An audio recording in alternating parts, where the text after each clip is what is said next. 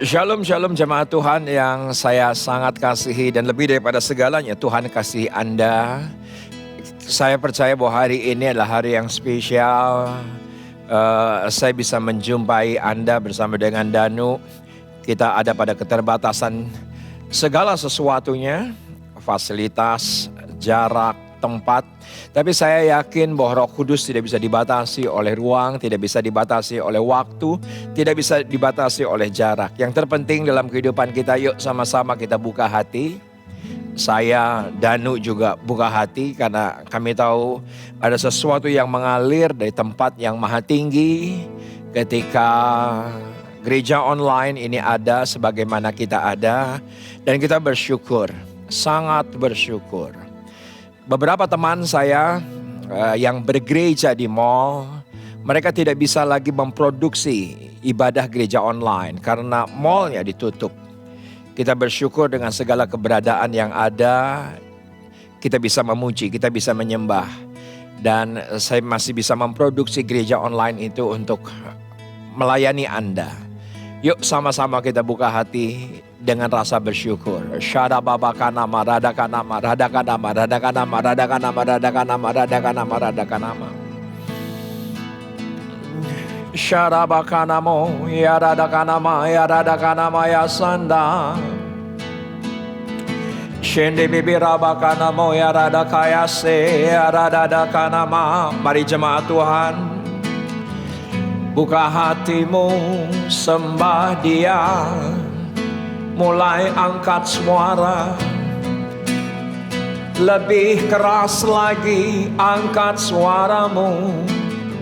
Katakan haleluya, katakan Yesus baik.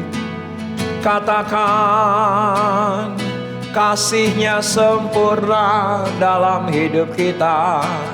Katakan agungkan, muliakan Dia. Shanda radakanamo ya radakanama ya sanda radakanama. Shide de beberabo kanama ya sakrakanama. Haleluya. Terima kasih Tuhan. Terima kasih nafas kehidupan, rahmat-Nya selalu baru setiap hari. Kami bersyukur ya radakanamo ya sanda radakanama ya radakanamo. Ya jemaat Tuhan di rumah sembah Dia. Dengan apakah dapat kami balas pemeliharaanmu Tuhan? Dengan apakah dapat kami balas perlindunganmu Tuhan atas kami? Shede beberapa kanama ya sanda radakanama radakanama. Dan sekiranya ada jemaat-Mu yang saat ini sakit dimanapun mereka berada, hadirat-Mu memulihkan, hadirat-Mu menyembuhkan, hadirat-Mu memerdekakan Tuhan. Shede bebe berada kanama, shanda rada kanamo, debe beraba kanama ya sanda. Shede bebe rakana maya rada kana maya sanda. Haleluya.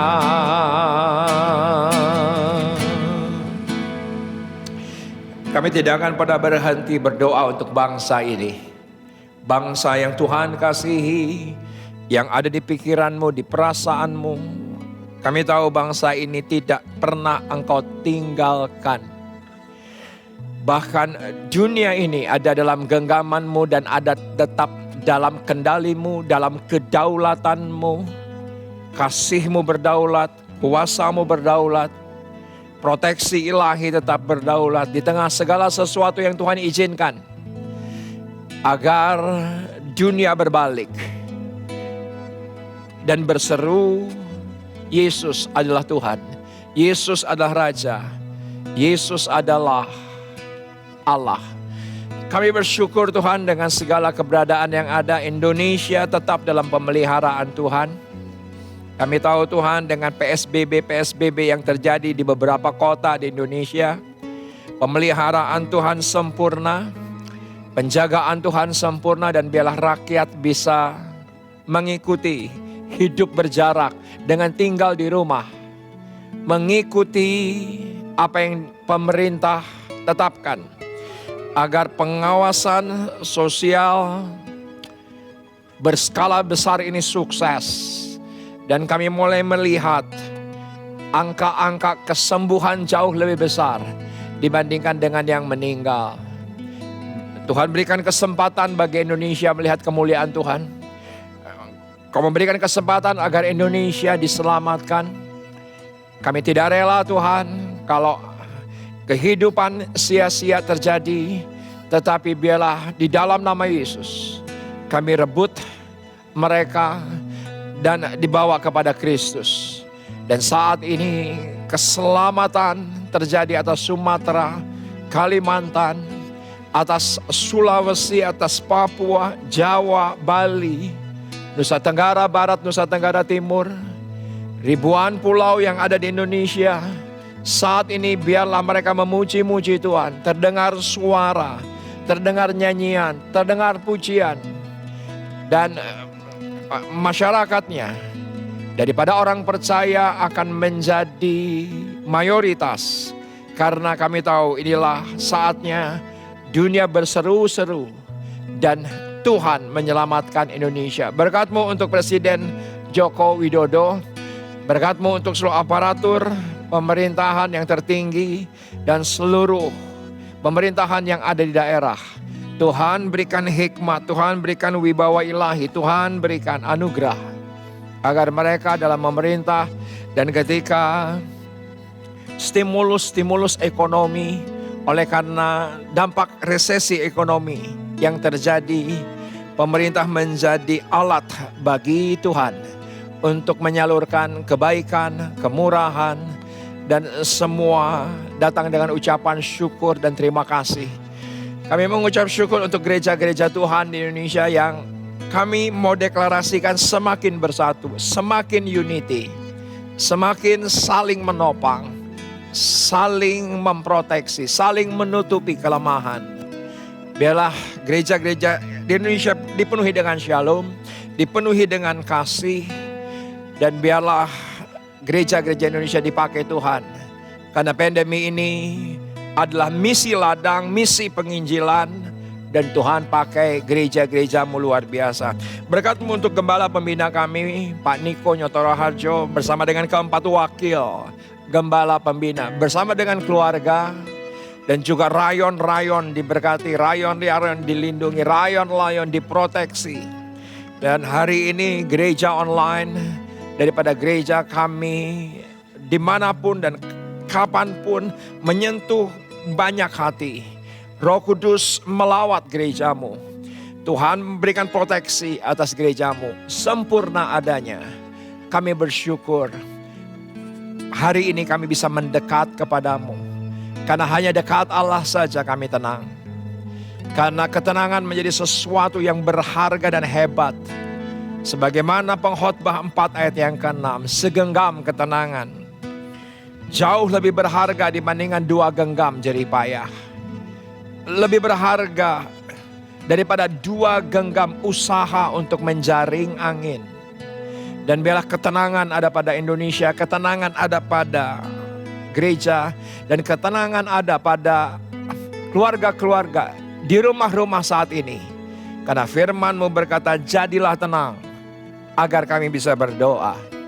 Jadilah tenang agar kami bisa menyembah. Jadilah tenang agar kami bisa memuliakan Tuhan. Dan ketika kami berdoa sesuai dengan kehendak-Mu, sesuai dengan cara dan strategi-Mu, maka damai sejahtera dan jawaban doa terjadi atas anak-anak-Mu Tuhan. Kami mau lebih lagi dekat kepadamu. Mari sama-sama jemaat Tuhan angkat tangan. Shadababababakana maradakana maradakana maradakana maradakana berbahasa roh, berbahasa roh. Shedebebeda bababadadada babaya shegedebebekana maradakana maradakana maradakana maradakana maradakana maradakana maradakana. Yang belum dikandung dengan bahasa roh, katakan Yesus. Panggil namanya Yesus. Yesus, panggil namanya Yesus Tuhan, Yesus Raja, lebih daripada segalanya. Kami mau mendekat kepadamu. Kami tahu kau ingin didekati. Kami tahu kau ingin diingini. Kami tahu kau ingin dirindukan oleh anak-anakmu. Dan kami datang untuk mendekat, menyembahmu Tuhan. Terima kasih Yesus. Sama-sama nyanyikan. Hanya dekat Allahku, rasa tenang hatiku, kau sertai jalanku. Sepanjang hidupku hanya dekat, hanya dekat padamu. Ada kekuatan baru, kaulah perlindunganku. Keselamatanku, ku ingin selalu bersekutu denganmu, menikmati hadiratmu. Biarkan rohmu tinggal dalam hidupku.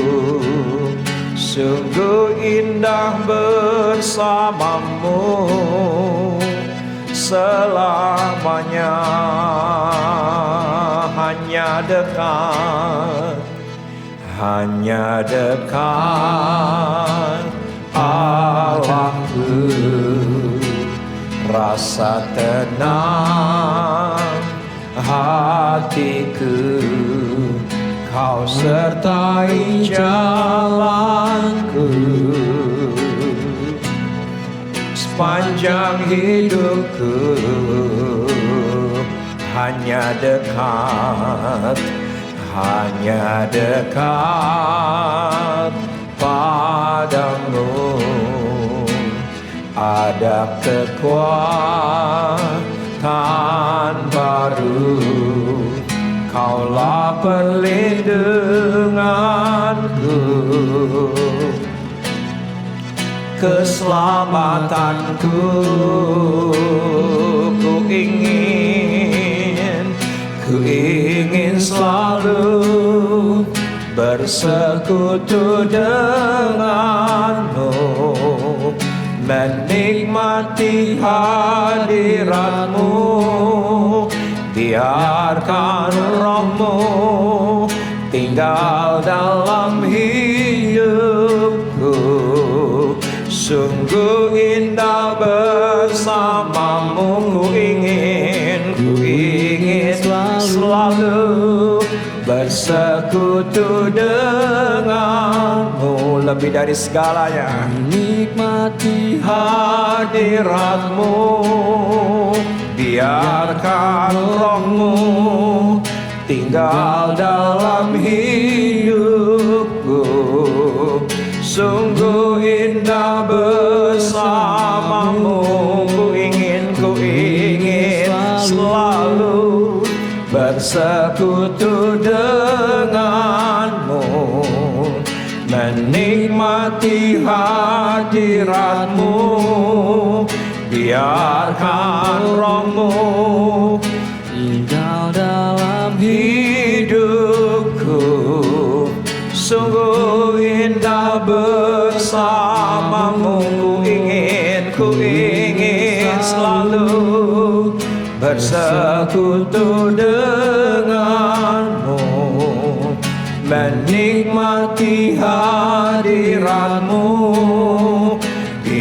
biarkan Roh-Mu tinggal dalam hidupku. Sungguh indah bersama, sekali lagi ku ingin selalu bersekutu denganmu, menikmati hadiratmu. Biarkan Roh-Mu tinggal dalam hidupku. Sungguh indah bersamamu, sungguh indah, sungguh indah bersamamu, sungguh indah, sungguh indah bersamamu.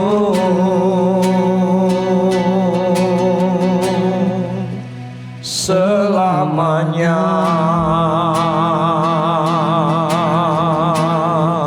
selama-lamanya, selama-lamanya bersamamu. Itulah yang terindah, itulah yang terbaik, itulah yang kami sukai Tuhan. Selama-lamanya dalam dekapan hadirat-Mu, selama-lamanya dalam naungan kepak sayap-Mu Tuhan. Itulah tempat yang teraman. Terima kasih Tuhan, terima kasih. Hanya dekat Allah saja, hanya dekat Allah saja yang terbaik kami alami, kami nikmati. Sharadada baba kana maya radada karamo, radada kana maya sakra kanama. Semua keluarga-keluarga sembah Dia. Dengan apakah dapat kita balas kebaikannya selain sembah Dia, muliakan Dia, agungkan Dia. Radada kanama. Terima kasih, terima kasih Tuhan. Terima kasih, terima kasih Yesus.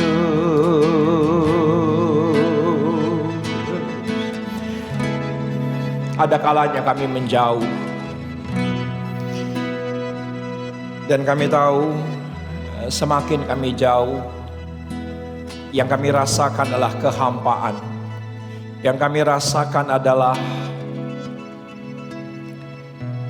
satu pengalaman yang kosong.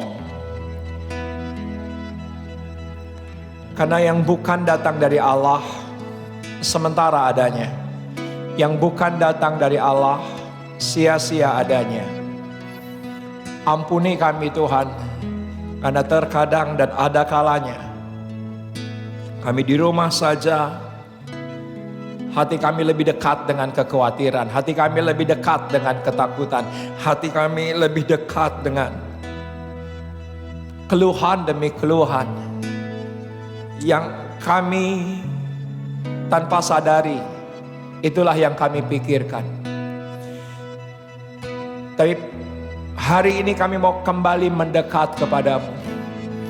Kau berikan kesempatan itu, dan kesempatan adalah satu kairos, waktu Tuhan yang terbaik untuk kami mendekat kepadamu. Siapakah kami ini Tuhan yang boleh mendekat kepadaku? Siapakah kami ini Tuhan yang boleh datang kepadamu? Bahkan Engkau sudah buka tirai itu, sehingga kami bukan hanya ada di pelataran, kami bukan hanya di ruang kudus, tapi dengan keberanian kami masuk dalam ruang maha kudus-Mu. Sekali lagi jemaat Tuhan, Katakan kami mau mendekat. Kami mau mendekat. Kami mau berjalan menghampirimu. Kami mau mendekat. Kami mau mendekat Tuhan. Kami mau mendekat sekali lagi. Sekali lagi.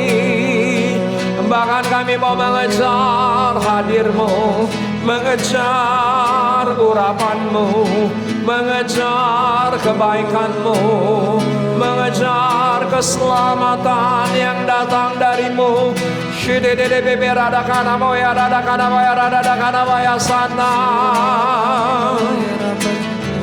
Haleluya, ya dada baba kana boy, ya dada baya sakra kana ma.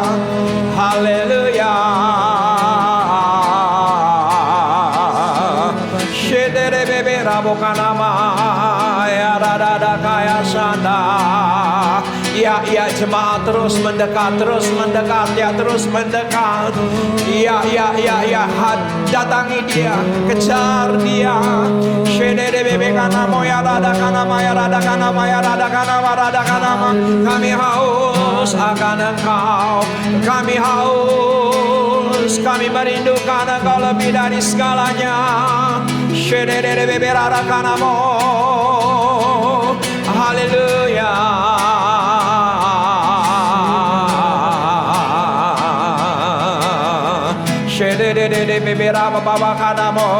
Apapun keadaan kami Tuhan, apapun yang terjadi dalam kehidupan kami, apapun yang Tuhan izinkan dalam kehidupan kami mau tetap percaya, kami mau tetap berharap, kami mau tetap beriman kepadamu.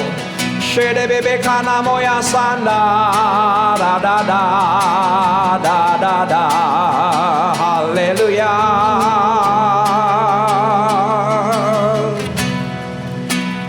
Tetap percaya walau ku tak melihat jalan di depanmu. Tak pernah ku ragu, ku tetap menyembah. Apapun yang terjadi di dalam hidupku, tak pernah ku ragu, ku tetap percaya, ku tetap percaya. Walau ku tak melihat jalan di depanku, tak pernah ku ragu, tetap menyembah.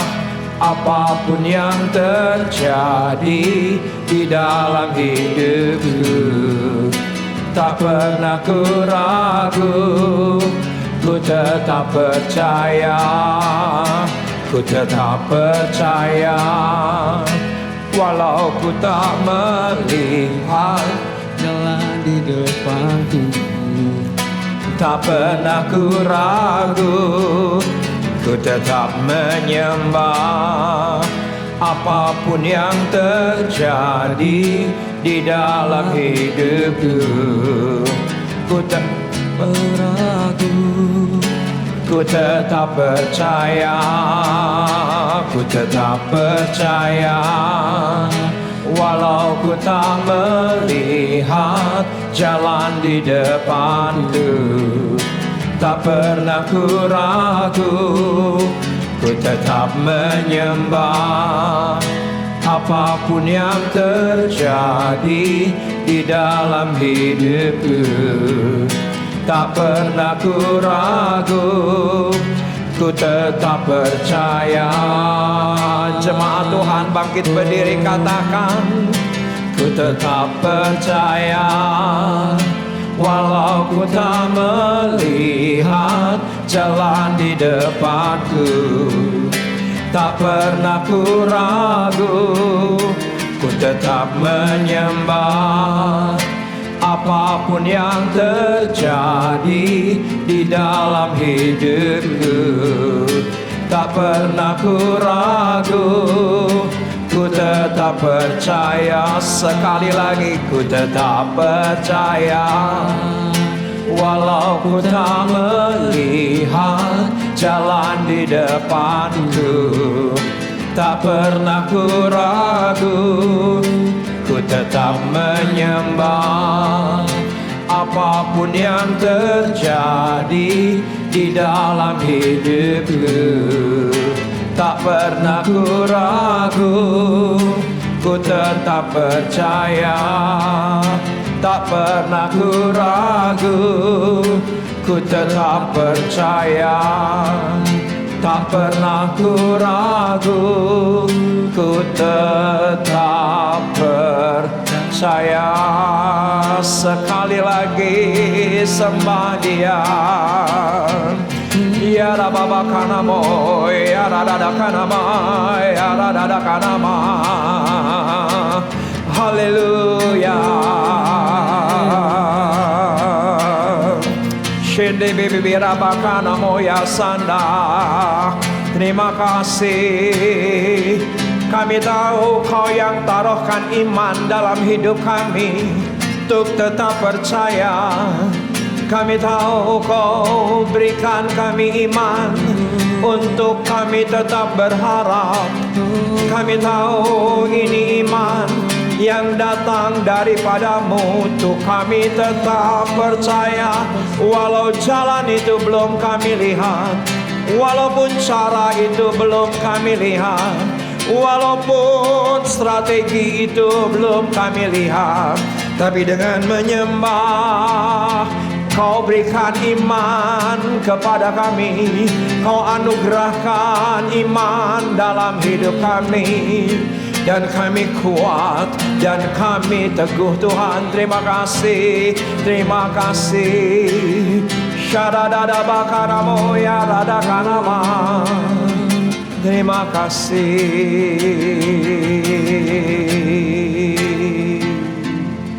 Kami bersyukur dalam hadirat-Mu yang kuat. Kami akan belajar akan Engkau yang adalah firman.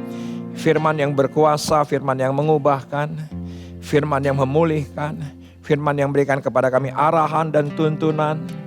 Bahkan firman yang memberikan kepada kami strategi, agar yang belum terlihat itu menjadi terlihat, agar yang belum nyata itu menjadi nyata. Apapun yang terjadi, kami mau tetap percaya dan beriman. Firman-Mu tetap teguh. Firman-Mu kekuatan bagi kami. Firman-Mu perlindungan bagi kami. Dan kami siap untuk menerima firman. Jemaat akan di rumah masing-masing membuka firman, mendengar dengan minat. Karena kami tahu ketika kami mendengar sungguh-sungguh firman-Mu dan melakukannya, maka berkat itu turun. Maka berkat itu berlimpah. Dan kami siap untuk menerima berkat Tuhan, yaitu berkat firman. Sama-sama yang siap, katakan amin.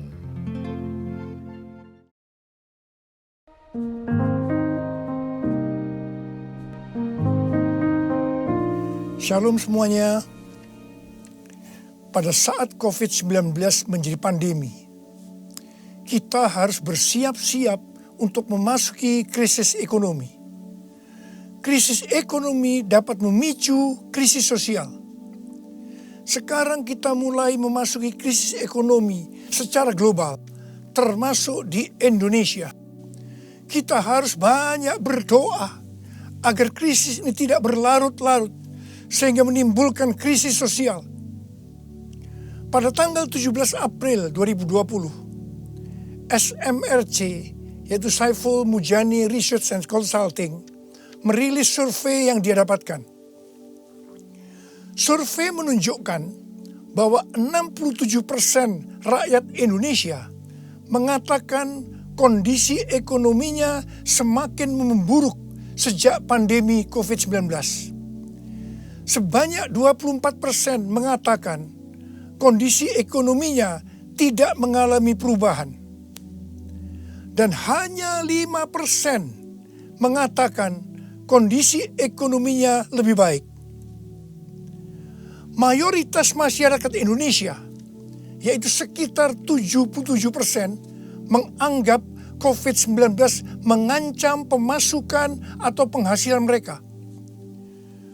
Survei juga menyebutkan bahwa sekitar 25% warga atau 50 juta warga dewasa sudah tidak bisa memenuhi kebutuhan pokok tanpa pinjaman. 15% warga mengatakan bahwa tabungan mereka hanya cukup untuk beberapa minggu.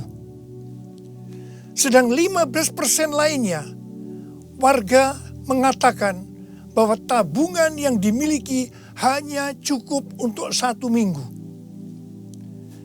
Melalui hasil survei ini, kita bisa melihat bahwa kondisi ekonomi rakyat Indonesia dalam keadaan tidak baik. Sekali lagi kita harus banyak berdoa tentang hal ini. Dalam doa ini kita harus berkata, pertolongan kita adalah dalam nama Tuhan yang menjadikan langit dan bumi. Dalam nama Tuhan Yesus Kristus. Yesuslah kuatku,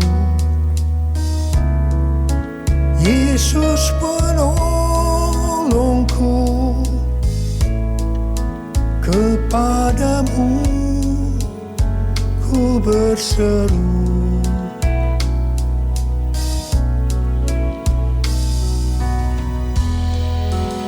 Yesus perisaiku,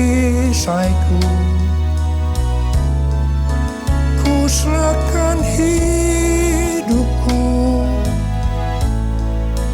Yesuslah segalanya bagiku. Yesuslah segalanya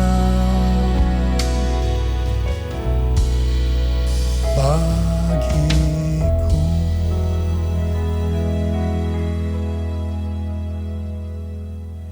Setelah Tuhan Yesus bangkit, sebelum kenaikannya ke sorga, Tuhan Yesus mengunjungi murid-muridnya yang sedang mencari ikan di Danau Galilea. 7 murid Tuhan Yesus, termasuk Petrus, Yohanes, dan Yakobus, sedang berkumpul dalam keadaan tergoncang akibat kematian Tuhan Yesus. Mereka dalam keadaan ketakutan. Secara ekonomi, mereka juga tergoncang karena biasanya mereka selalu bersama-sama dengan Tuhan Yesus. Mereka kembali ke Galilea dan mencari ikan untuk kehidupan mereka. Pada saat itu, mereka sepakat untuk mencari ikan. Alkitab mengatakan bahwa semalam-malaman mereka mencari ikan, tetapi mereka tidak mendapatkannya. Mereka tambah frustasi. Tiba-tiba dari darat ada suara yang berkata, "Hai anak-anak, adakah engkau mempunyai lauk pauk?" Dengan kesal mereka menjawab, "Tidak ada."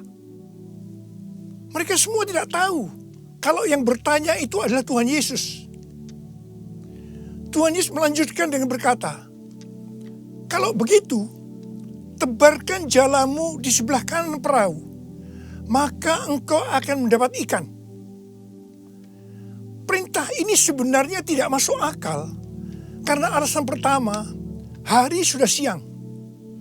Mencari ikan di Danau Galilea harus malam hari.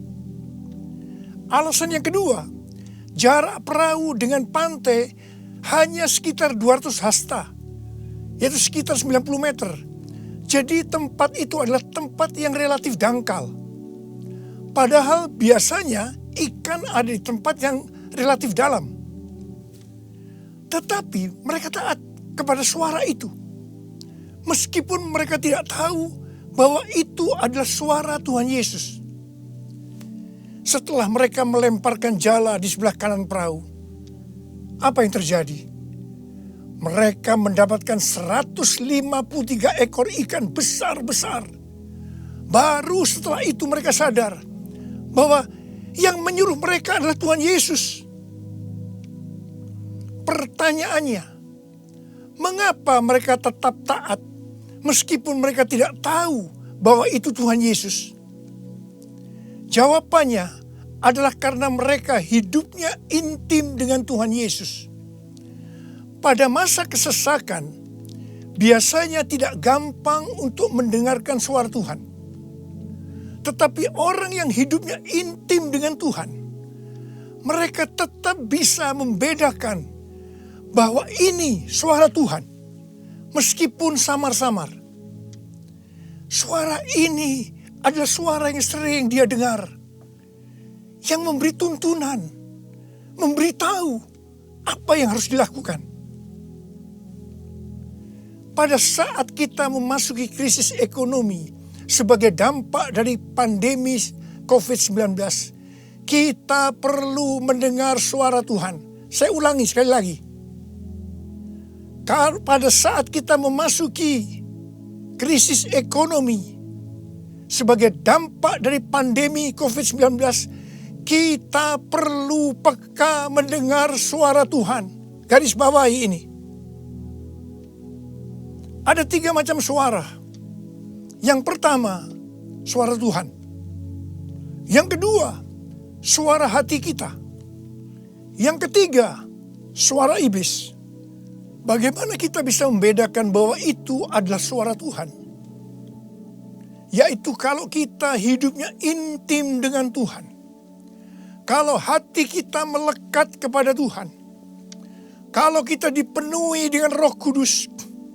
Dan kalau firman Tuhan tinggal di dalam kita. Kita akan tahu bahwa itu adalah suara Tuhan. Tuhan berbicara kepada kita melalui bermacam-macam cara. Bisa secara audible. Bisa melalui firman Tuhan. Bisa melalui nubuatan. Bisa melalui penglihatan. Bisa melalui mimpi. Bisa melalui peristiwa-peristiwa yang terjadi. Baik secara umum maupun yang ada di sekeliling kita. Dan lain-lainnya. Bagaimana kita bisa mengenali suara Tuhan? Sekali lagi saya katakan bahwa kita akan tahu kalau itu suara Tuhan. Kalau hidup kita intim dengan Tuhan. Kalau hati kita melekat kepada Tuhan. Kalau hidup kita dipenuhi Roh Kudus. Dan kalau firman Tuhan tinggal di dalam kita. Tuhan Yesus sangat menekankan kehidupan orang percaya yang dipimpin oleh Roh Kudus. Ini merupakan kunci kemenangan dalam kehidupan orang percaya. Sebelum Tuhan Yesus naik ke sorga, Dia memberikan pesan terakhir kepada murid-muridnya dalam Kisah Para Rasul 1 ayat 8. Tetapi kamu akan menerima kuasa kalau Roh Kudus turun ke atas kamu. Dan kamu akan menjadi saksiku di Yerusalem dan di seluruh Yudea dan Samaria dan sampai ke ujung bumi. Setelah Roh Kudus dicurahkan, mereka dipenuhi Roh Kudus dan dimulailah kehidupan yang dipimpin oleh Roh Kudus. Roh Kudus akan memberikan kepada kita perkataan untuk diucapkan dan kemampuan untuk melakukannya. Roh Kudus bukan hanya memimpin dalam kehidupan pribadi orang percaya, tetapi juga memimpin gerejanya. Dalam kehidupan bergereja, Tuhan menuntun melalui pemimpin rohani, yaitu gembala jemaat. Kepada para pemimpin jemaat, Roh Kudus menuntun untuk melakukan pekerjaan pelayanan dan melakukan amanat agung Tuhan Yesus. Sehingga gembala jemaat atau pemimpin rohani akan berkata, Tuhan berbicara kepada saya. Tuhan memerintahkan kepada saya. Hal yang seperti inilah yang saya lakukan selama 32 tahun dalam pelayanan saya. Setiap bulan Tuhan memberikan tuntunan. Dan kebanyakan tuntunan yang Tuhan berikan kepada saya, pada mulanya saya tidak mengerti. Tetapi saya percaya. Karena saya percaya, saya perkatakan tuntunan itu. Saya melakukan seperti apa yang Rasul Paulus lakukan. Karena aku percaya Maka aku berkata-kata, kebanyakan juga tuntunan Tuhan sepertinya tidak masuk akal, tidak bisa dimengerti. Seperti perintah Tuhan Yesus kepada murid-muridnya untuk mendapatkan ikan tadi. Tetapi yang saya lakukan, meskipun tidak masuk akal, meskipun tidak mengerti, saya tetap melakukannya. Begitu saya melakukannya, pengertian itu dibuka. Tema yang Tuhan berikan untuk tahun 2020 adalah tahun dimensi yang baru. Pada awal tahun dengan tuntunan Tuhan, saya berkata bahwa tahun ini untuk mencari nafkah tidak bisa dengan cara yang seperti biasanya, tetapi harus dengan cara Tuhan. Tuhan banyak memberikan ayat-ayat untuk menuntun kita mengenai hal itu. Di dalam Alkitab ada 2 kata supaya kita diberkati secara materi.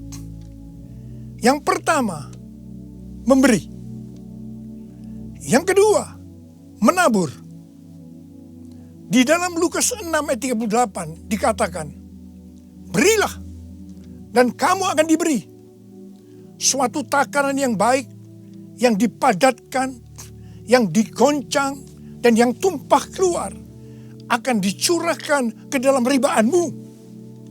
Sebab ukuran yang kau pakai untuk mengukur akan diukurkan kepadamu. Amsal 11 ayat 25 berkata, siapa banyak memberi berkat, diberi kelimpahan. Dan Amsal 19 ayat 17 berkata, siapa menaruh belas kasihan kepada orang yang lemah, memiutangi Tuhan yang akan membalas perbuatannya itu. Banyak yang mempunyai pengertian, sekali lagi saya mau katakan, banyak yang mempunyai pengertian bahwa ayat-ayat tersebut hanya diperuntukkan bagi orang yang kelebihan uang. Bukan orang yang berkekurangan. Tetapi saya mau katakan bahwa ayat-ayat ini bukan hanya untuk orang yang kelebihan uang, tetapi juga orang yang kekurangan uang. Garis bawahi. Pada waktu Tuhan Yesus melihat janda miskin yang mempersembahkan 2 peser ke dalam peti persembahan, Tuhan Yesus berkata, aku berkata kepadamu, sesungguhnya janda miskin ini memberi lebih banyak daripada semua orang itu. Sebab mereka semua memberi persembahannya dari kelimpahannya. Tetapi janda ini memberi dari kekurangannya. Bahkan ia memberi seluruh nafkahnya. Saya percaya bahwa Tuhan Yesus akan memberkati janda miskin ini berlimpah-limpah-limpah. Amin. Pada waktu Tuhan menyuruh Elia datang kepada janda Sarfat untuk menghidupi Elia pada masa kekeringan, janda Sarfat ini hanya memiliki tepung dan minyak untuk membuat roti yang terakhir baginya dan anaknya. Tetapi justru Elia berkata, dan saya percaya ini dari Tuhan, bahwa jika janda Sarfat itu memberikan sebagian roti itu kepadanya, maka minyak dan tepung tidak akan berkurang sampai berakhirnya masa kekeringan. Saya percaya itu tidak mudah bagi janda Sarfat untuk melakukannya. Tetapi yang jelas, janda Sarfat ini percaya apa yang dikatakan oleh Elia. Dan ketika dia bertindak, terjadilah seperti yang dikatakan oleh Elia. Bahwa tepung dan minyak tidak berkurang sampai masa kekeringan itu selesai. Hal yang seperti inilah yang pernah saya alami. Saya menjadi seorang hamba Tuhan karena saya dipaksa oleh Tuhan. Karena saya berkali-kali mendapatkan panggilan itu, tetapi saya menolaknya. Supaya saya mau menjadi hamba Tuhan sepenuh waktu, Tuhan membuat saya menjadi bangkrut dan ditambahi hutang. Saya juga pernah mengalami kondisi di mana saya bingung, besok mau makan apa ya? Mungkin hal seperti ini yang sedang banyak dialami oleh orang-orang dalam krisis ekonomi saat ini. Saya ingat pada waktu saya diizinkan Tuhan mulai bisa menabung. Pada suatu hari Pak Rahim, seorang pendoa syafaat yang sekarang sudah bersama Bapa di sorga, datang ke rumah saya. Ketika saya berbincang-bincang dengan Pak Rahim, istri saya, Ibu Hermin, memanggil saya untuk masuk menemuinya. Saya masuk, dan dengan gemetar Ibu Hermin berkata bahwa dia mendapatkan penglihatan. Ini untuk pertama kali dalam hidupnya. Apa yang dia lihat? Dia melihat sebuah angka di pintu lemari sebesar 30.000. Dan Tuhan berkata kepada Ibu Hermin bahwa dia disuruh untuk memberikan uang sebesar 30.000 kepada Pak Rahim. Saya berkata, kalau Tuhan yang suruh, ya berikan aja. Ibu Hermin menjawab, berikan gimana? Itu seluruh uang yang ada pada kita. Itu semuanya yang kita punya. Saya sempat tertegun. Kemudian kita berdua menangis di hadapan Tuhan. Dan kita berkata, Tuhan, kami akan taat Tuhan. Kami akan berikan uang ini kepada Pak Rahim. Ketika uang itu saya berikan kepada Pak Rahim, langsung dia buka amplopnya. Dan dia hitung bahwa jumlahnya 30.000. Dan ketika dia tahu bahwa jumlahnya 30.000, langsung dia menangis dengan keras. Ternyata sudah beberapa malam dia sujud kepada Tuhan di pelataran rumahnya, meminta uang kepada Tuhan sebesar 30.000 untuk membiayai 6 pendeta yang dari desa yang ada di rumahnya. Pada waktu itu saya sempat bertanya kepada Tuhan, Tuhan, kok mintanya kepada saya ya Tuhan, yang uangnya pas-pasan dan kadang-kadang masih kekurangan, kenapa tidak minta kepada yang kaya? Tuhan hanya mengingatkan saya kisah tentang janda Sarfat tadi. Saya percaya, saya ada sebagaimana saya ada saat ini. Salah satunya karena saya melakukan itu. Mari, hari-hari ini kita akan bersatu melawan COVID-19 dan menabur untuk saudara-saudara kita yang terkena dampak. Karena itu, mari saudara-saudara yang sekarang mengalami dampak yang buruk dalam ekonomi akibat pandemi COVID-19 ini. Sekali lagi saya mau katakan kepada saudara, seperti yang tertulis dalam Amsal 10 ayat 22. Berkat Tuhanlah yang menjadikan kaya. Susah payah tidak akan menambahinya. Kalau saudara hidup sesuai dengan firman Tuhan, maka saudara pasti akan diberkati oleh Tuhan berlimpah, limpah, limpah. Tuhan Yesus berkata, jangan kamu khawatir. Jangan kamu khawatir. Jangan kamu khawatir. Apa yang akan kamu makan? Apa yang akan kamu minum?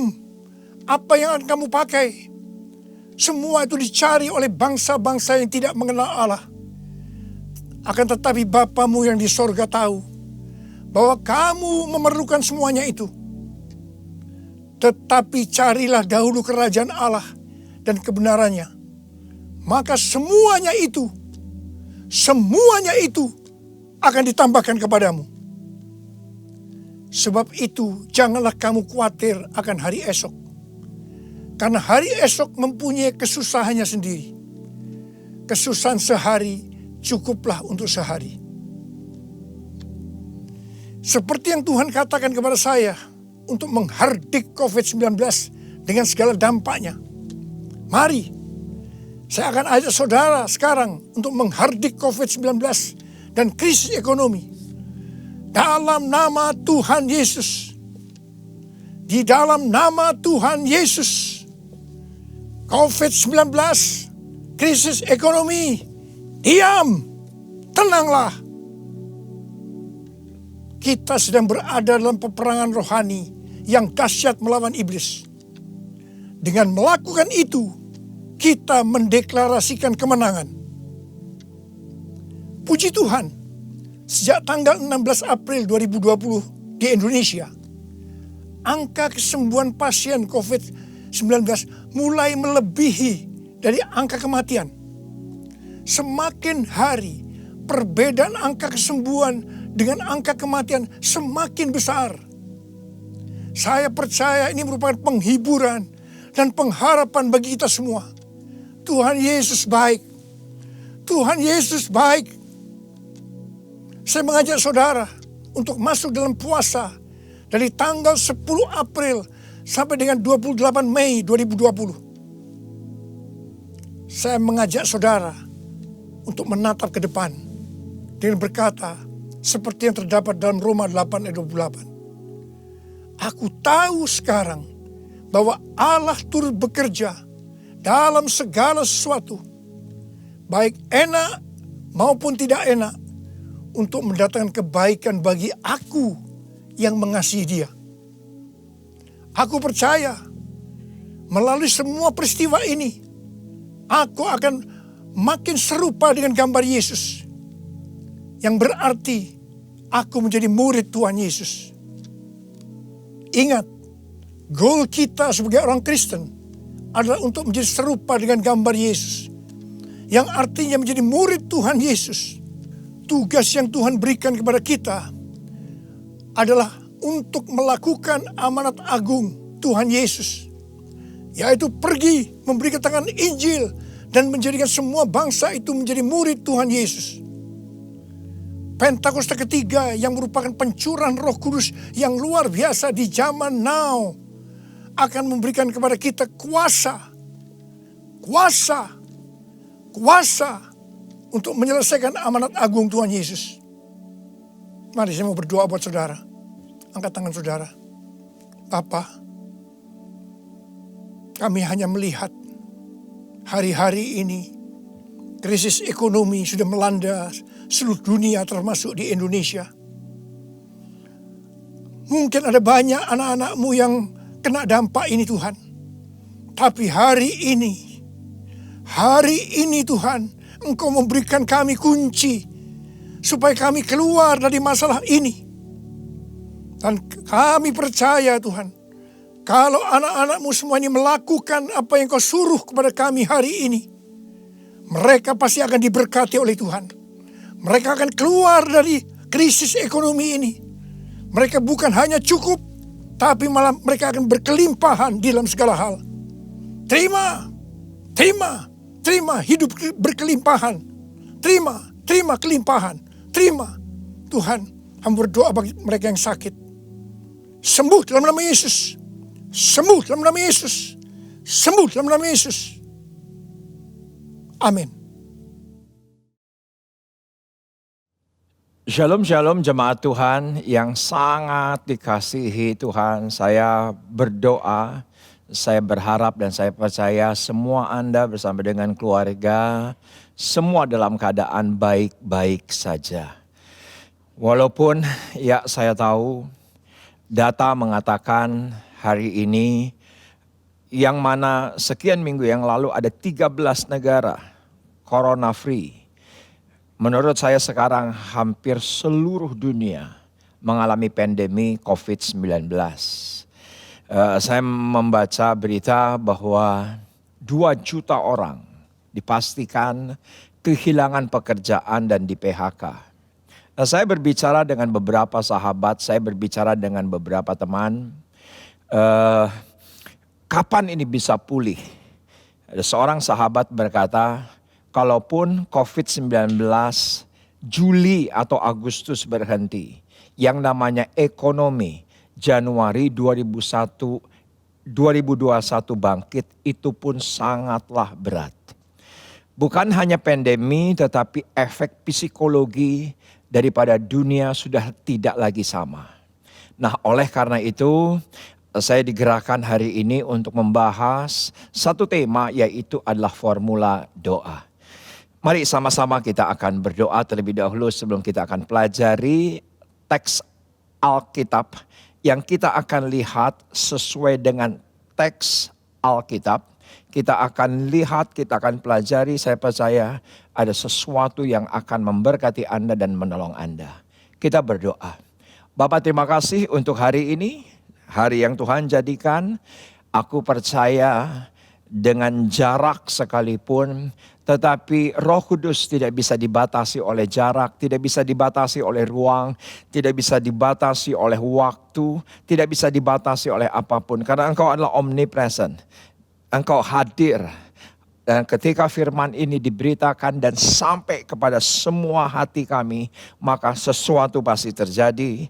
Yang dahsyat pasti terjadi, yang hebat pasti yang terjadi. Karena Engkau senang melakukan segala sesuatu dengan cara yang tidak lazim, yang tidak biasa. Lakukan sesuatu yang tidak biasa hari ini, lakukan sesuatu yang tidak lazim hari ini, dan aku percaya semua jadi oleh karena firman yang berkuasa, firman yang mengubahkan, firman yang memulihkan. Kami akan belajar mengenai formula doa, dan kami siap untuk menerima pengajaran firman Tuhan. Sama-sama yang siap, kita katakan amin. Saudara, Yesus pada posisi tertentu mendapati murid-muridnya ketika ada seorang yang datang ayan dan para murid berdoa dan Yesus biarkan. Dan ternyata orang ayan itu tidak kunjung pulih.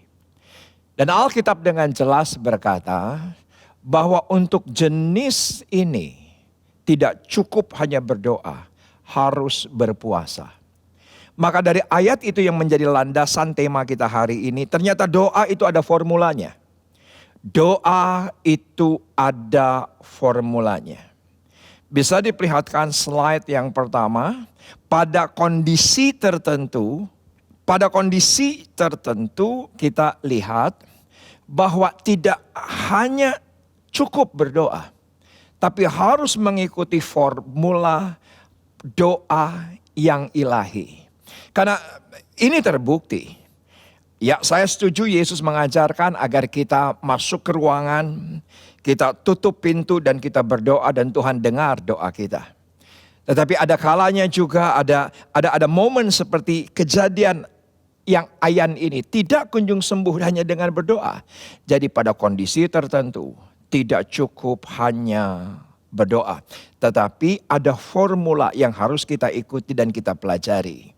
Nah, kalau kita melihat kondisi sampar dalam perjanjian lama, paling sedikit saya dapati ada 4 kali kejadian. Ada 4 kali kejadian. Yang pertama yaitu zaman Keluaran. Ketika itu kalau tidak salah tulah keempat atau tulah kelima, Alkitab dengan jelas berkata ketika sampar datang, bangsa Israel diluputkan hanya karena ada tanda di ambang pintu. Maka yang terkena adalah Mesir. Bangsa Israel tidak mengalaminya, tidak tersentuh.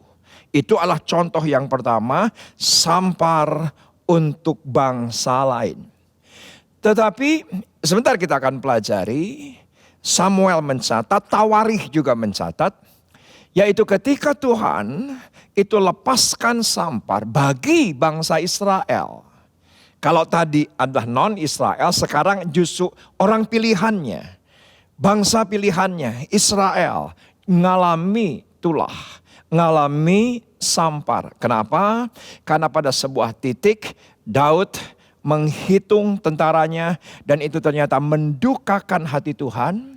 Itu melukai hati Tuhan dan Tuhan berkata aku akan adakan 3 tulah. Tapi Daud berkata aku tidak akan punya hak untuk memilih. Dan akhirnya Tuhan yang memilih, sampar 70.000 orang Israel mati. Nah, bukankah itu yang terjadi hari ini? Bukan hanya orang percaya yang alami pandemi COVID-19, juga non orang percaya juga alami COVID-19. Kita akan lihat ini dan kita akan lihat teks asli Alkitab seperti apa. Karena menurut saya cukup menarik. Analisa teks Alkitab kita akan lihat, kita akan pelajari. Kita akan cermati bagaimana tulah itu berhenti. Bagaimana tulah itu tiba-tiba Alkitab berkata bahwa Tuhan menyesal. Kenapa? Karena saya coba lanjutkan sebentar. Ada kejadian yang ketiga dan keempat yaitu zaman Yeremia dan Yehezkiel. Tetapi zaman Yeremia dan zaman Yehezkiel, saudaraku, tulah itu sampar itu berupa peringatan saja. Peringatan saja dan tidak terjadi, hanya peringatan saja. Itu 4 kejadian dalam Alkitab. Jadi kita akan analisa teks Alkitab. Yang jelas tulah itu datang dari dan seizin Tuhan sebagai peringatan dan penghukuman. Saya begitu yakin kalau saya ditanya, Pak Riza, apakah tulah sekarang terjadi ini dari Tuhan? Apakah COVID-19 ini dari Tuhan? Saudaraku, saya hanya berdasarkan analisa teks Alkitab saja. Bahwa pernah terjadi kepada Mesir, pernah terjadi seizin Tuhan, dari Tuhan sebagai peringatan dan penghukuman. Kepada bangsa Israel 70.000 orang mati ketika itu. Saya hanya ingin lihat teks Alkitab, bukan tafsiran kepandaian saya manusia. Karena ini akan menjadi polemik, ini dari Tuhan atau bukan dari Tuhan. Tapi yang pasti, kalau misalnya di sekeliling kita ada orang-orang yang kita kasih alami COVID-19. Saya tahu persis. Karena saya juga alami, orang-orang yang saya kasihi, orang-orang yang dekat dengan saya. Dari tanggal 21 Maret sampai tanggal 25 Maret yang lalu, seizin daripada Tuhan, saya pribadi memakamkan jemaat, orang dekat saya di tempat saya menggembalakan. Dari 3 orang, dalam hitungan 4 hari, 2 keluar dari ruang mayat itu dengan protokol COVID. Saya selalu menjawab walaupun ini dari Tuhan. Saya selalu menjawab walaupun ini dari Tuhan. Yang namanya mati itu ranahnya Tuhan. Mati itu adalah bagiannya Tuhan. Bukan bagian kita. Saya selalu berkata bukan bagaimana cara dia mati. Bagaimana cara dia mati, kapan dia mati, itu karena ranahnya Tuhan. Yang penting bagi kita adalah bagaimana kita hidup. Cara kita hidup, itu yang menentukan, bukan cara mati. Buat saya kematian adalah tutup mata di dunia, buka mata di sorga. Jadi yang menentukan bukan COVID. Hidup kita ada di tangan Tuhan, bukan di tangan virus. Bukan caranya, bukan bagaimana dan bukan waktunya. Itu adalah prinsip dalam kehidupan saya. Nah, yuk kita lihat 2 Samuel. Yaitu adalah 24. 2 Samuel pasal yang ke-24 kita akan lihat. Dari ayat yang ke-18 sampai dengan ayat yang ke-25. Demikian firman Tuhan. Mezbah didirikan dekat Yerusalem dan tulah berhenti. Ini sebuah kejadian tertentu. Ini kejadian khusus, ini kejadian darurat terjadi atas Israel tapi tulah berhenti. Bagaimana? Saya temukan ada formula doa. Ayat 18, pada hari itu datanglah Gad kepada Daud dan berkata kepadanya, pergilah. Perhatikan, dirikanlah mezbah bagi Tuhan di tempat pengirikan Arauna orang Yebus itu. Lalu pergilah Daud sesuai dengan perkataan Gad seperti yang diperintahkan Tuhan. Jadi ini perintah Tuhan. Ini bukan kemauan dari Daud. Ini bukan ide daripada Daud. Ini bukan dari inisiatif daripada Daud. Tapi Alkitab dengan jelas berkata ini adalah perintah Tuhan. Tuhan perintahkan agar Daud presisi mendirikan mezbah di pengirikan Arauna.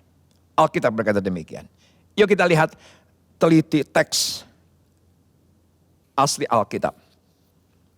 Ketika Arauna menjenguk dan melihat raja dengan pegawai-pegawainya mendapatkannya, pergilah Arauna keluar lalu sujud kepada raja dengan mukanya ke tanah.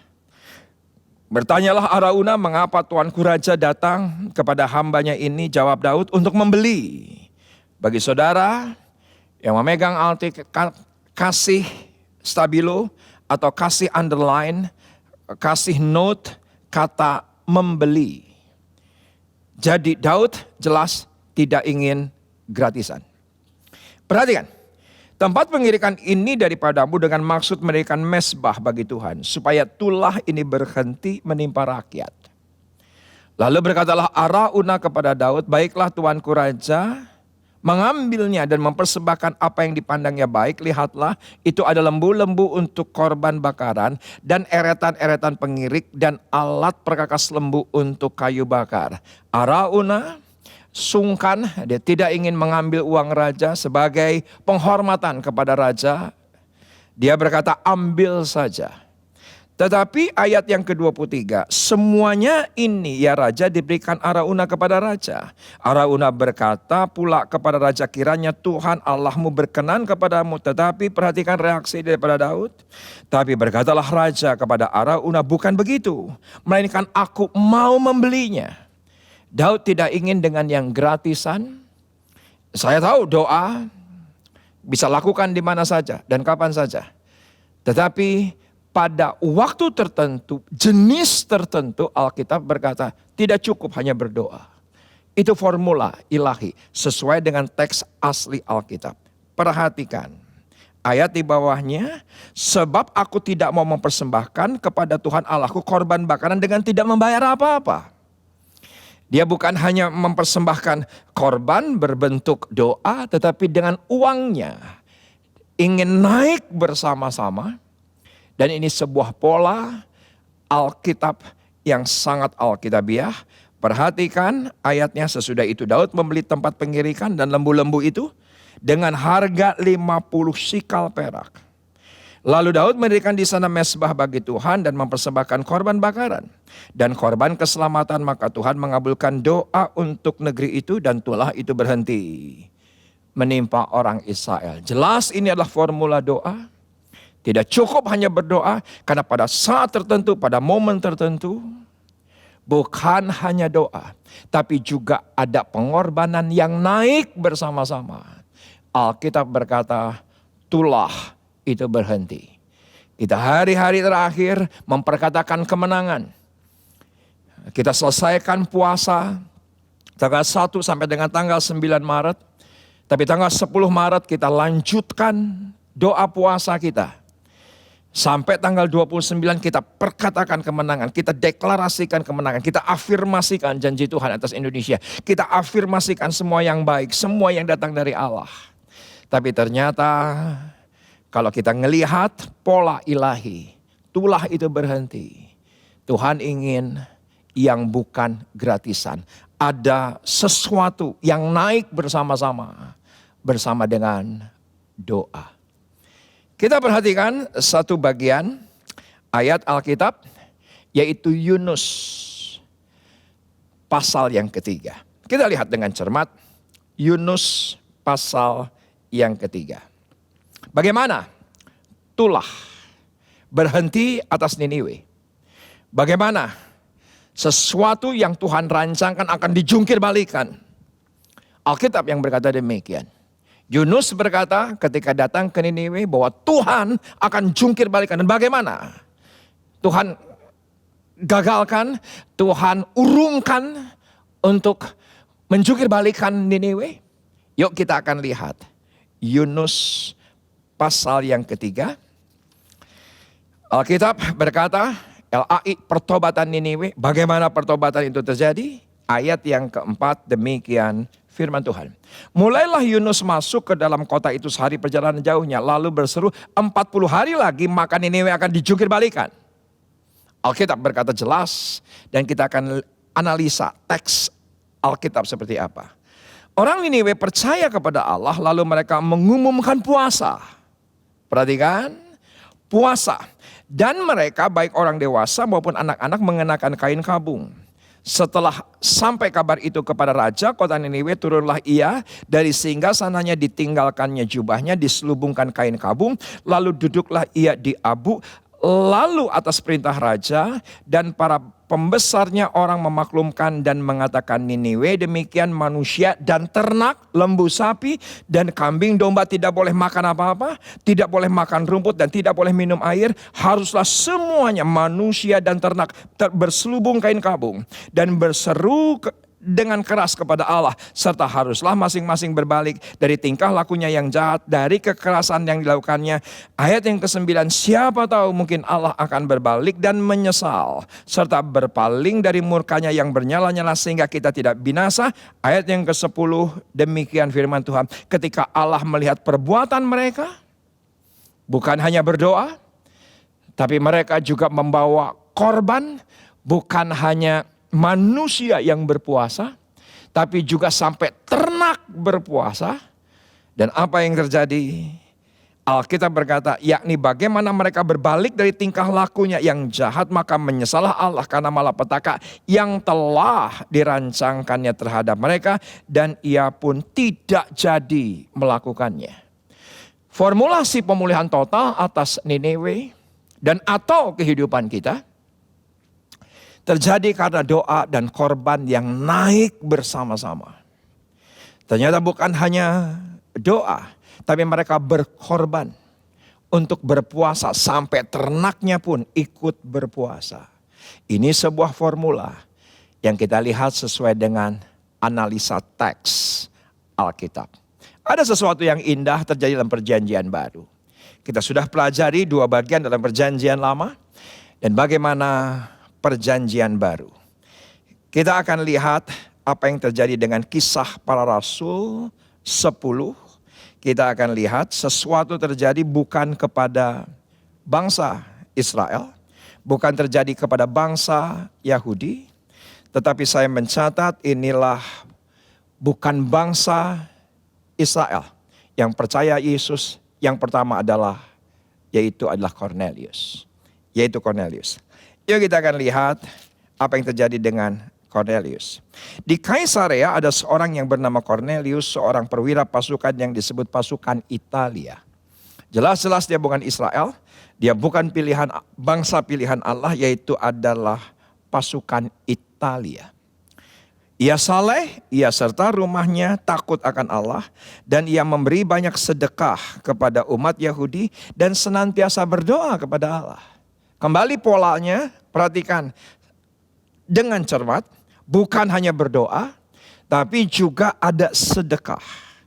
Ayat yang ketiga, dalam suatu penglihatan kira-kira jam 3 petang jelas tampak kepadanya seorang malaikat Allah masuk ke rumahnya dan berkata kepadanya, Cornelius. Ia menatap malaikat itu dan dengan takut ia berkata, ada apa Tuhan? Jawab malaikat itu, semua doamu dan sedekahmu telah naik ke hadirat Allah dan Allah mengingat engkau. Ternyata jelas di sini bukan hanya doa, tapi doa dan sedekah itu naik bersama-sama. Ketahuilah Bapak Ibu dan semua teman-teman muda, jemaat muda yang sangat saya kasihi, bahwa dari apa yang kita terima itu ada 2 komponen. Yang pertama roti untuk dimakan, benih untuk ditabur. Yang namanya benih jangan dimakan, racun. Yang namanya benih jangan dimakan. Itu tidak ada manfaatnya, tidak ada mudaratnya. Itu yang namanya apa saja yang kita terima. Di situ ada 2 komponen. Roti untuk dimakan, Paulus berkata demikian kepada jemaat Korintus. Tapi di dalamnya ada benih. Ada persembahan sulung, ada benih yang harus ditabur, ada persepuluhan, ada diakonia. Dan ketika Anda doa dan sedekah itu naik bersama-sama, apa yang terjadi? Tuhan akan mengingat doa Anda. Dan setiap doa Anda pasti sampai pada telinga Tuhan. Sebagaimana ketika itu juga Cornelius terjadi. Nah, slide berikutnya bisa diperlihatkan, inilah hal yang menghambat formula doa. Apa yang menghambat sehingga orang percaya tidak alami terobosan, tidak alami kemenangan. Berdoa ya berdoa. Ada banyak beberapa pengusaha yang berkata bahwa ya bagian saya adalah menabur. Kalau berdoa nanti panggil pendeta. Nanti bayar pendeta. Kalau hanya nabur doang tanpa berdoa, juga ini bukan formula doa. Dua-duanya harus naik berbarengan, bersamaan. Doa dan sedekah, doa dan korban. Tetapi dari banyak kasus, ternyata saya pelajari apa yang menghambat formula doa. Sehingga hanya berdoa dan sedekahnya tidak naik. Yang pertama pasti tipu muslihat iblis. Pasti iblis berkata, itu yang namanya benih jangan diberikan kepada gereja, lebih baik diinvestasikan. Saya tahu persis ada banyak orang yang berkata, Pak saya punya uang nganggur.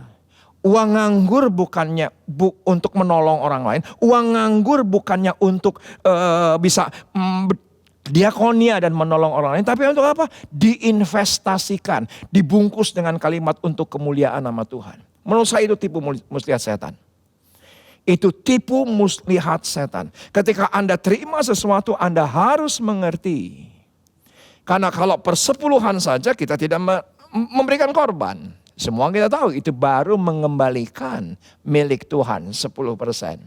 Tapi ketika yang 90% ini ada yang nganggur.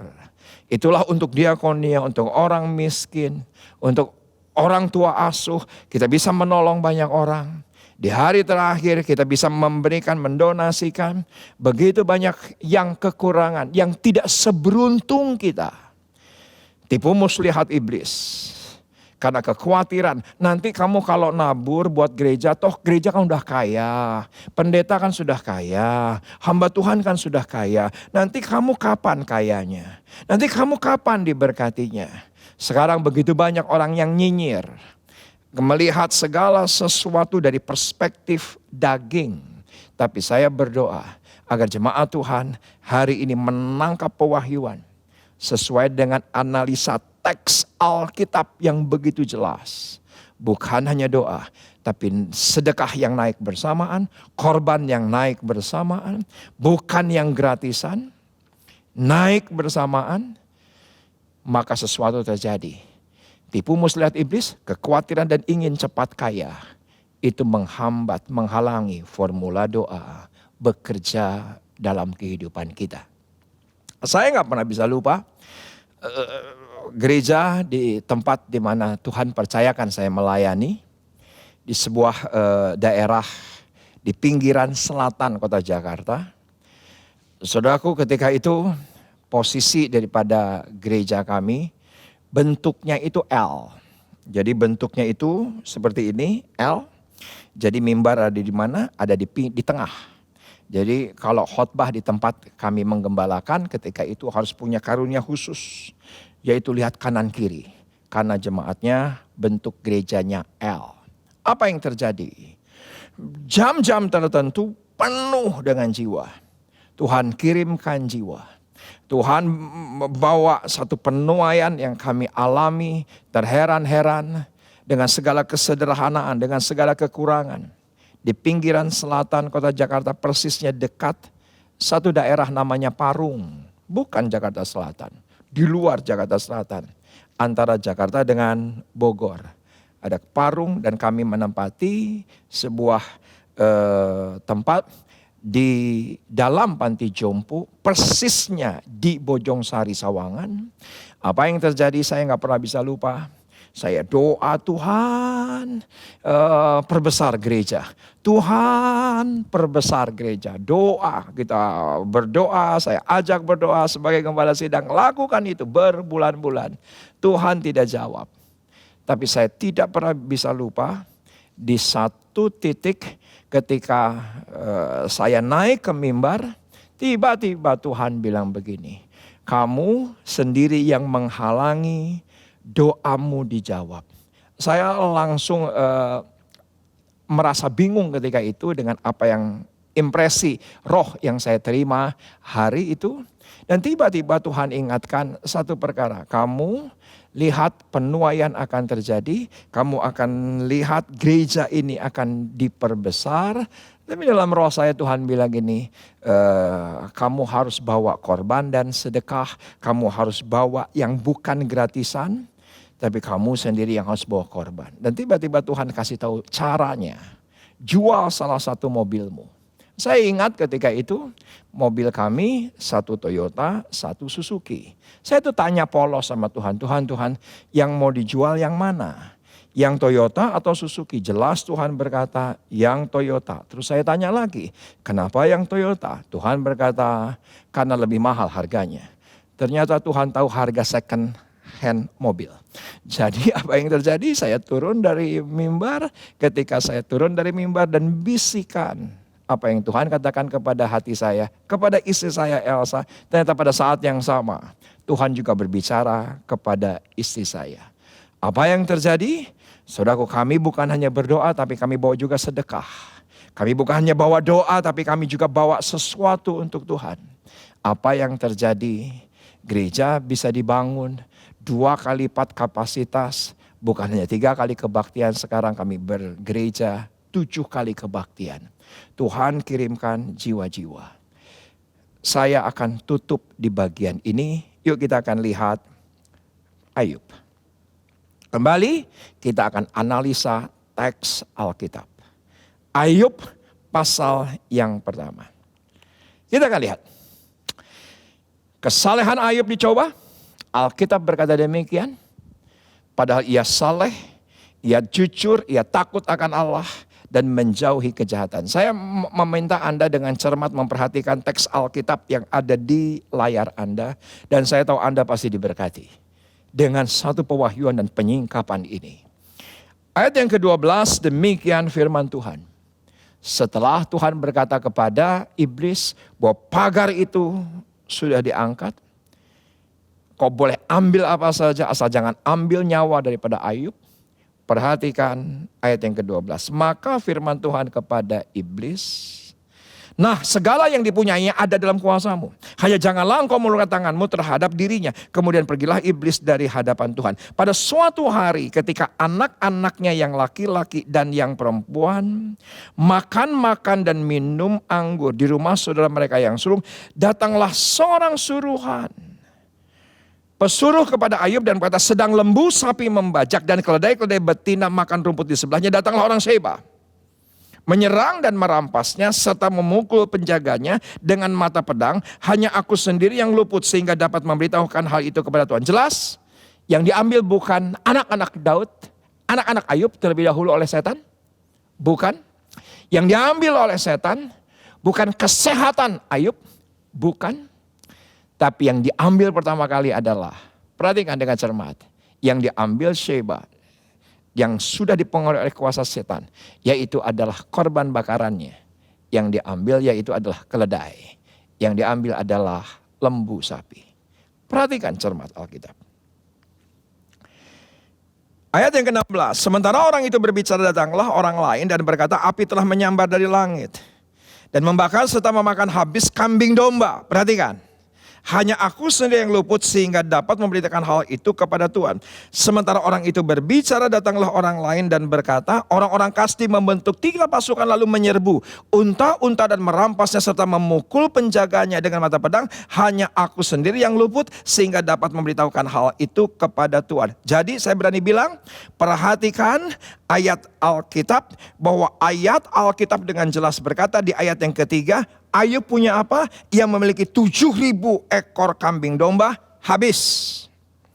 3.000 ekor unta, selesai. 500 pasang lembu, kelar. 500 keledai, betina, semua diambil orang Kasdim, semua dihancurkan orang Sheba. Yang diambil iblis. Yang pertama bukan anak-anak daripada Ayub, yang diambil iblis. Bukan daripada kesehatan Ayub, tapi yang diambil daripada iblis adalah semua korban bakaran. Untuk apa?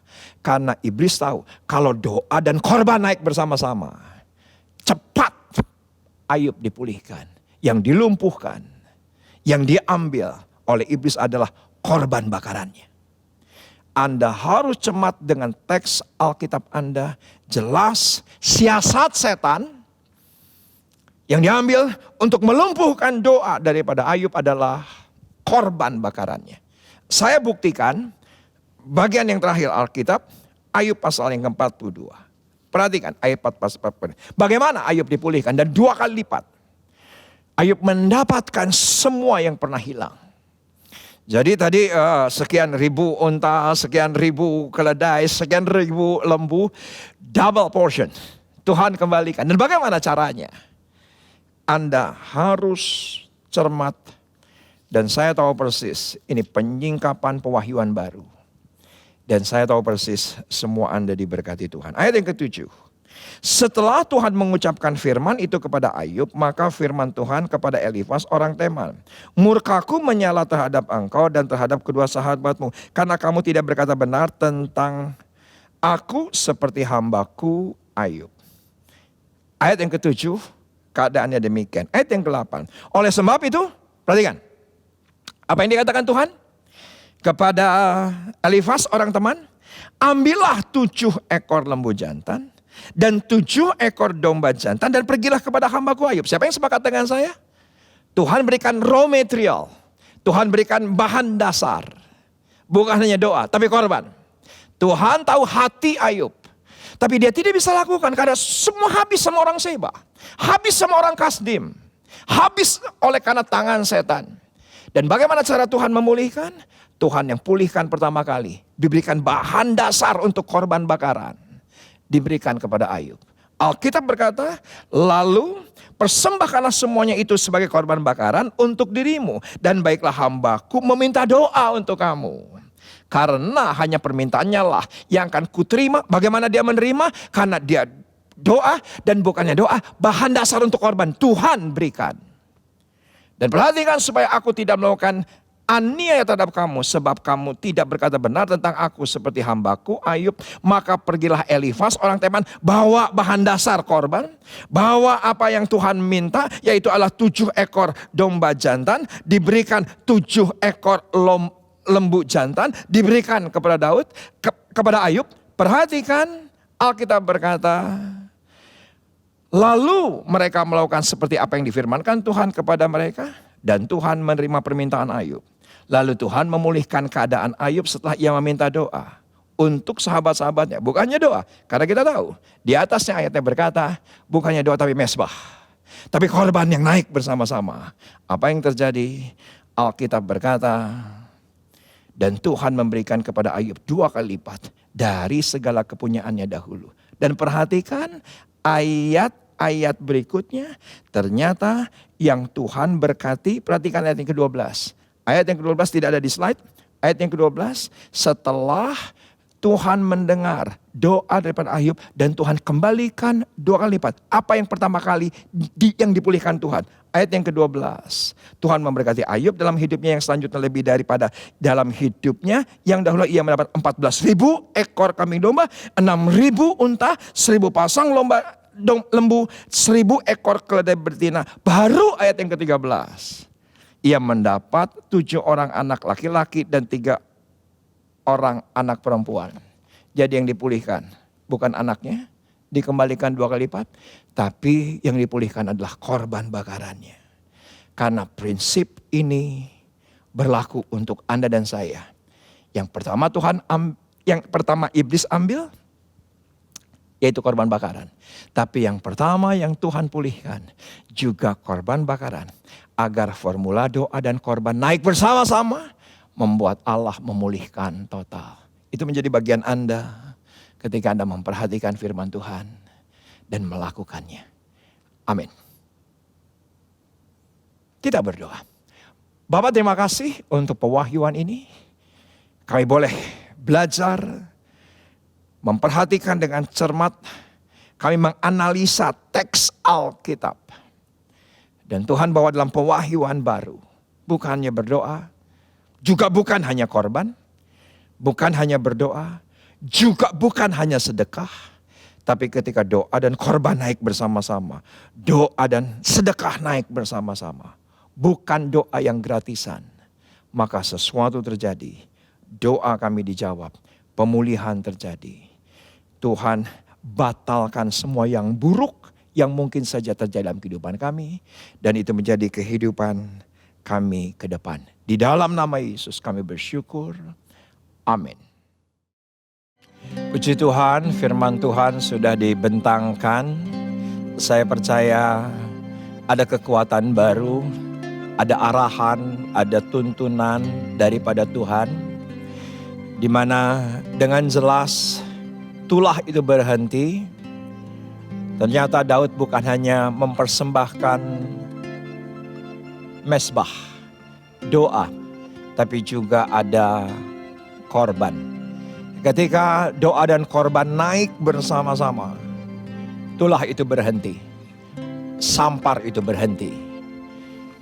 Mungkin ada di antara Anda yang hari-hari terakhir berkata, kami tahu kami harus lewati semua ini. Kami sudah berdoa, tapi inilah saatnya. Apa saja yang ada pada kita, kita masih punya kesehatan, kita masih punya waktu, kita masih punya apa saja yang Anda genggam hari ini. Persembahkan itu kepada Tuhan. Hatimu dalam menyembah, dalam memuji. Mungkin Anda berkata, aku udah gak punya apa-apa, aku cuma punya waktu. Ketika doa dan korban itu naik bersama-sama, sesuatu terjadi. Bahkan perjanjian baru tadi saya sudah menjelaskan kepada Anda. Ketika Cornelius, tentara Italia, mereka datang bukan hanya berdoa, tapi doa dan sedekah. Diingat Tuhan. Sesuatu yang tidak lazim terjadi. Cornelius satu keluarga dibaptis Roh Kudus, baru setelah itu dibaptis air. Padahal teorinya baptis air dulu baru menerima baptisan Roh Kudus. Tapi tidak terjadi kepada Cornelius. Justru sesuatu yang tidak lazim, sesuatu yang tidak biasa.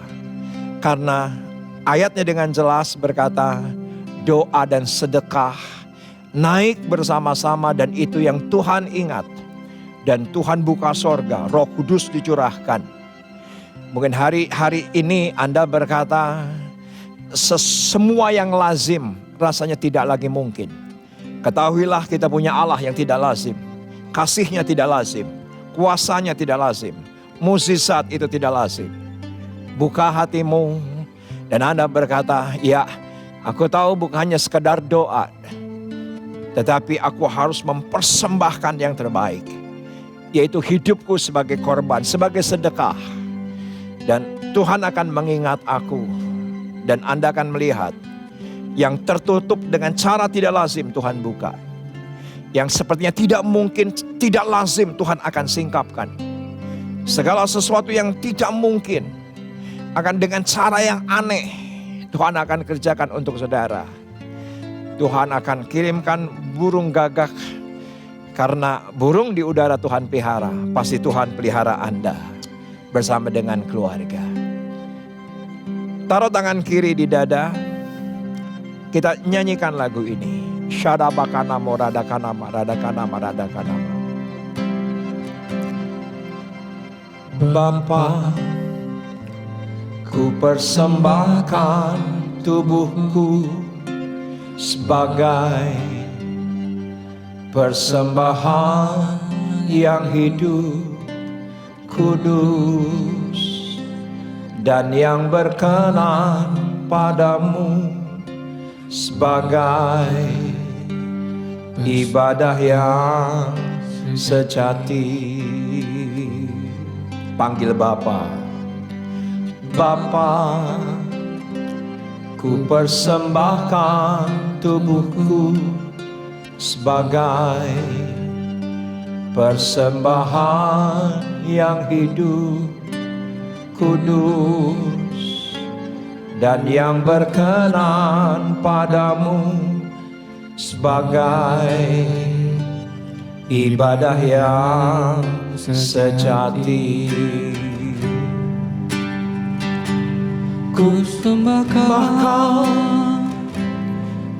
Tuhan, ku sembahkan Tuhan, ku serahkan hidupku kepadamu.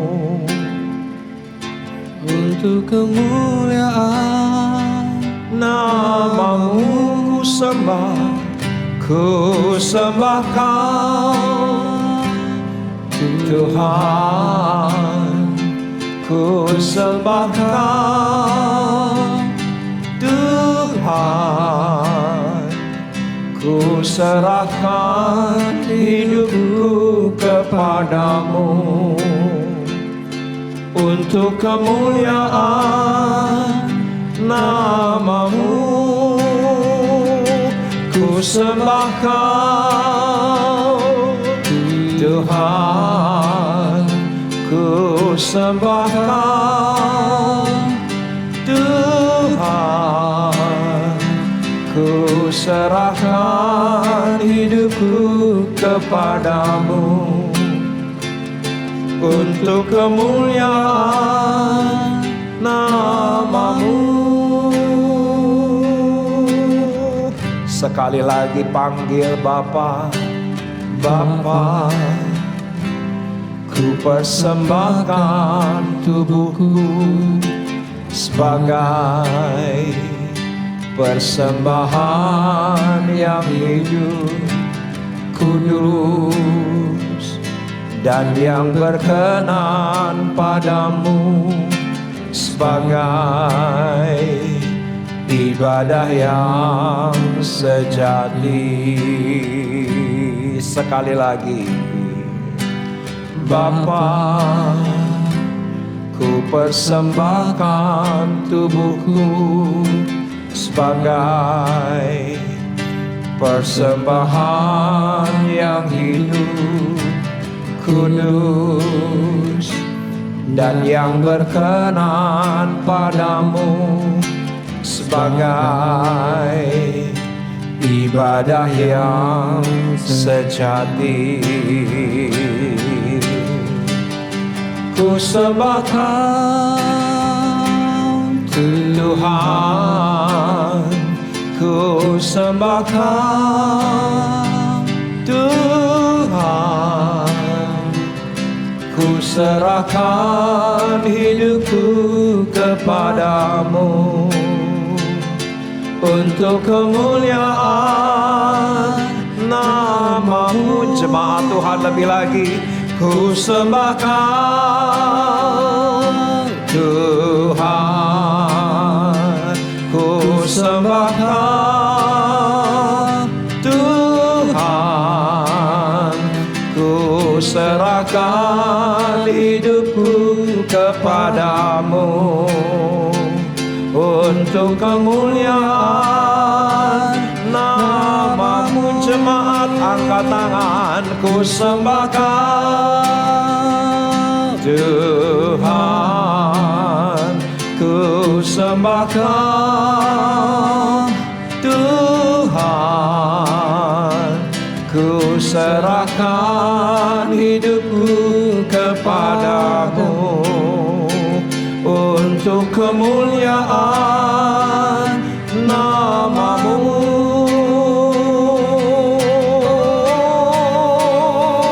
Ku sembah Kau, Tuhan,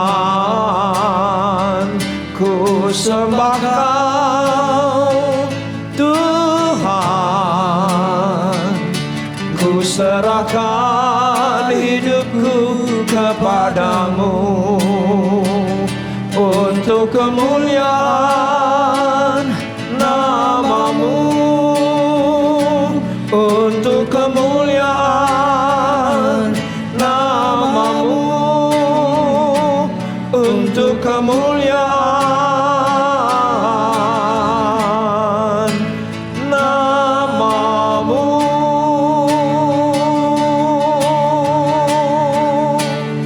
Terima kasih, terima kasih,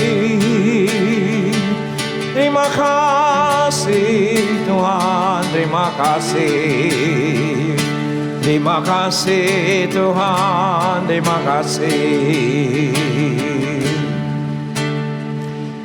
Firman-Mu jelas Kau nyatakan hari ini, dan kami tahu ketika kami lakukan sesuatu terjadi. sesuatu pasti terjadi. Yang sebelumnya belum terlihat menjadi semakin jelas, semakin jelas, semakin jelas. Dan dengan cara yang tidak lazim, dengan cara yang tidak biasa, extraordinary, Tuhan akan jadikan ajaib. Yang tidak mungkin menjadi mungkin, yang mustahil menjadi tidak mustahil. Karena Engkau adalah Allah yang punya spesialisasi melakukan hal yang tidak lazim. Untuk membuat anak-anak-Mu semakin terpesona akan kasih-Mu, akan kemuliaan-Mu, akan anugerah-Mu yang begitu besar dalam kehidupan kami. Kami bersyukur untuk hari ini.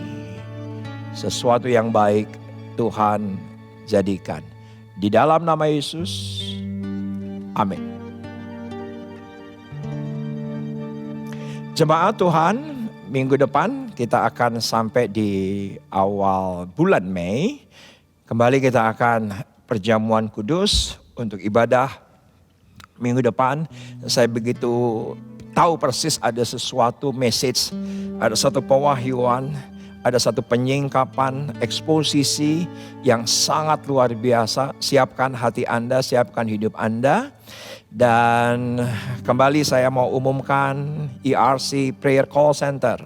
Kenapa setiap minggu saya umumkan, bahkan saya selalu secara rutin posting di IG story saya. Sederhana karena kami dan tim ingin menolong saudara. Ingin mendoakan Anda. Anda tidak pernah sendirian. Roh Kudus ada di sekitar Anda. Dan sekiranya Anda membutuhkan dukungan doa, Anda tinggal WhatsApp, tinggal WA, tinggal sampaikan pokok doanya apa.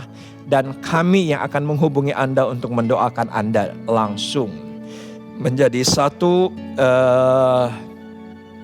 kesenangan dan kehormatan kami bisa menjadi bagian daripada pergumulan Anda untuk kami berdoa bersama-sama. Itu pengumuman yang pertama. Dan pengumuman yang kedua sebentar akan diperlihatkan kepada Anda, yaitu adalah rekening daripada gereja kita.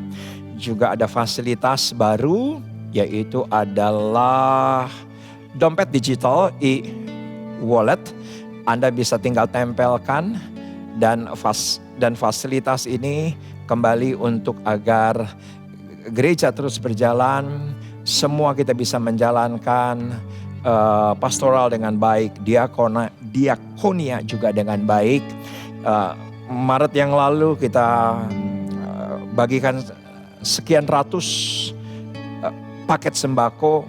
April 2 minggu yang lalu kita juga kerjakan itu untuk membantu jemaat Tuhan yang tidak seberuntung kita.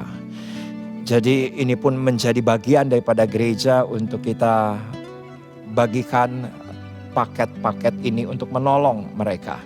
Kita tidak buka paket donasi, kita tidak buka rekening khusus, tetapi rekening yang ada saja kita akan kelola, karena nanti di bulan mendatang kita akan kembali bagikan paket sembako untuk jemaat-jemaat yang membutuhkan. Saya akan berdoa untuk Anda dan ini menjadi doa penutup kita dan kita akan selesai ibadah hari ini. Bapa, terima kasih untuk kesempatan untuk kami menyatakan cinta kami, kasih kami kepadamu, mendonasikan. Karena kami tahu ketika doa dan sedekah naik bersama-sama, Tuhan mengingat kami. Tuhan tidak meninggalkan kami. Karena kami memberi, karena Tuhan yang terlebih dahulu memberi hidupnya bagi kami. Engkau yang terlebih dahulu memberkati kami. Engkau yang terlebih dahulu berkorban bagi kami. Engkau yang terlebih dahulu untuk memberkati kami. Karena kami tahu dari apa yang kami terima, di dalamnya ada benih.